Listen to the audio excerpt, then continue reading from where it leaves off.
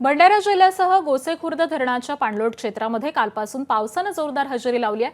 परिणामी वैनगंगा नदी दुथडी भरून वाहू लागल्यामुळे गोसेखुर्द धरणाचा जलसाठा नियंत्रित करण्यासाठी धरण प्रशासनानं धरणाचे 19 दरवाजे अर्ध्या मीटरनं उघडलेत। सध्या 81,506 क्युसेक प्रति सेकंद वेगानं पाण्याचा विसर्ग सुरू केला गेला आहे।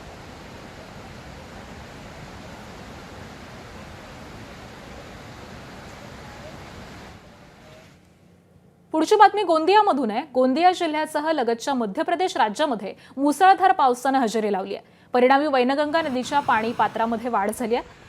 त्यामुळे वैनगंगा नदीवरती बनवण्यात आलेल्या धापेवाडा बॅरेजचे 13 दरवाजे उघडलेले असून 97,313 क्युसेकनं सध्या पाण्याचा विसर्ग सुरू आहे। जोरदार पावसामुळे वैनगंगा नदीच्या पाणी पातळीमध्ये वाढ झाली आहे। गोंदिया आणि भंडारा जिल्ह्यातील नदीकाठच्या गावातील नागरिकांना सतर्कतेचा इशारा देण्यात आलेला आहे। तर पुजारी टोला धरणामधून देखील पाण्याचा विसर्ग सुरू आहे।